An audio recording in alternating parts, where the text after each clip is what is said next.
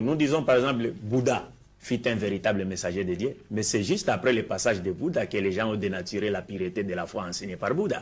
Mais ce qui nous étonne, c'est que nous trouvons dans les écrits de Bouddha, il annonce l'avènement d'un Bouddha universel et dont les enseignements feront sortir les gens des ténèbres vers la lumière, et il annonce que l'humanité ne sera sauvée qu'à s'attachant, qu'en suivant les enseignements de ce Bouddha-là. Ça, un philosophe ne peut pas parler, parce que les philosophes ne connaissent pas, n'ont pas les ilms ghaïbi, ils n'ont pas les ilms de l'avenir, c'est Dieu qui révèle ça.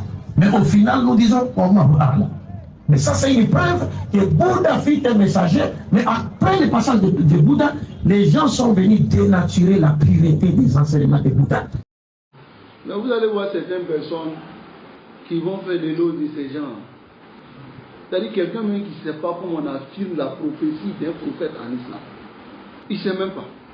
Comment on affirme la prophétie d'un prophète en islam. Aujourd'hui, notre sentiment, c'est un sentiment de joie et plaisir. Ana arafika yani shakhsiya yani mujahid. Yani tu prends l'image d'un mujahid. Donc quand vous parlez, j'ai l'image des sahaba. ندعو لهم أن ظهر الغيب ونقول أنتم في أفضل العمل الذي هو أفضل العمل على الإطلاق. Mais c'est celui-là que les soi-disant sunnites d'ici, ils disent que il est dans la meilleure action à la déclaration. Quelqu'un qui vient affirmer que Bouddha est un prophète, Bidouni Galil, sans preuve du Coran et de la Sunna, et il a dit ça il y a des années dessus. Il affirme que c'est un prophète. Et vous venez le rendre fi afdal al-amal. Hatta d'autres même le comparent à des sahaba. Ces gens de personnes. Nasallallahu alayhi wa sallam. Écoutez ici. Wa man al-iman bil anbiya. Le sens de la croyance aux prophètes. An tusaddiqa. Que tu rendes véridique. Bi annahum mab'usuna min indillahi tabaraka wa ta'ala. Qu'ils ont été envoyés venant d'Allah. Tu dois rendre véridique. Pourquoi tu dois rendre véridique? Parce que Allah t'a informé que ce sont les prophètes. Tu dois rendre véridique. Qu'ils ont été réellement envoyés par Allah subhanahu wa ta'ala. Vous avez un test de Bouddha. Hein? On doit croire à ça. Donc il nous apporte la preuve. Peut-être, il a dit dans sa parole que un savant ne peut pas tout savoir. Peut-être que ces savants-là, ils n'ont pas reçu la preuve que c'est qui apporte cette preuve. Il a le mot. Mais Aksha Allah yajida. Il ne pourra même pas trouver ça. Il va l'enlever où? Famana annahu nabi aw rasoul annahu mab'usun min indillah.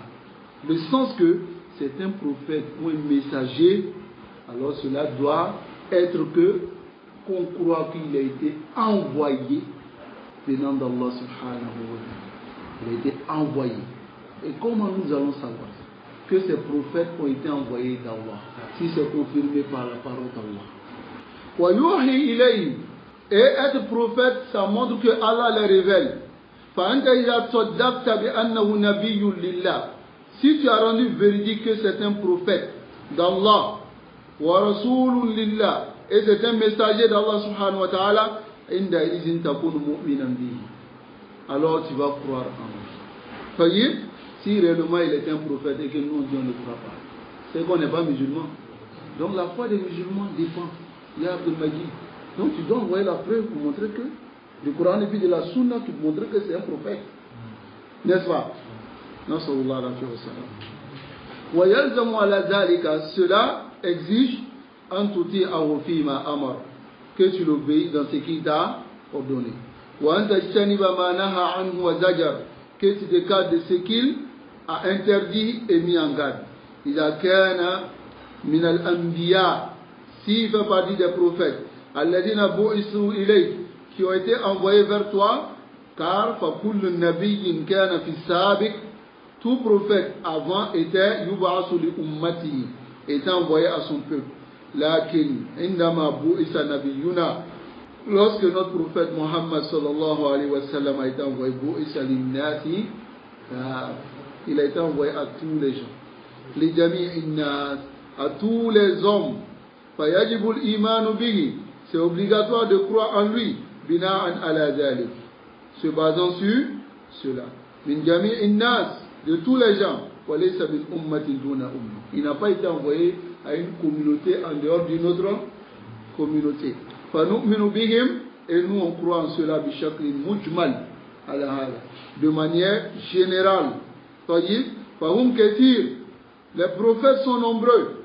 وَنُؤْمِنُ بِأَسْمَاءِ مَنْ ذُكِرُوا لَنَا فِي الْكِتَابِ وَبِالسُّنَّةِ. Nous croyons au nom de ceux qui nous ont été mentionnés dans le Coran et dans la Sunna. C'est-à-dire, si tu nous parles du nom d'un prophète, tu dis que c'est un prophète. Nous on te pose la question. هل هذا ذكر في الكتاب والسنة?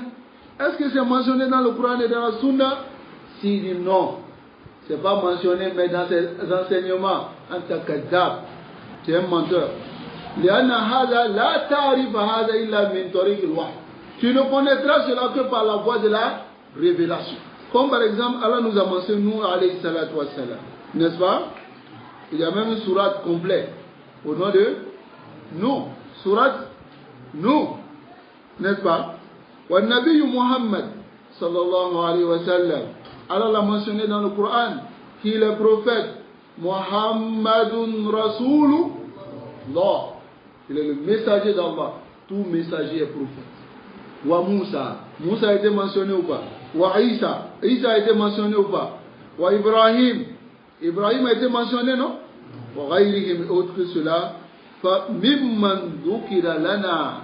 Ceux qui ont été mentionnés à la voie du tafsir de manière détaillée bi asma'ihim, par leur nom. Nu'minu bihim bi asma'ihim. On croit à ces prophètes par leur nom. Wa nu'minu bil jumla. Et en général, maintenant, nous croyons bi kulli nabiyyin bu'isa min indillah. Nous croyons en général à tous les prophètes qui ont été envoyés venant d'Allah subhanahu wa ta'ala.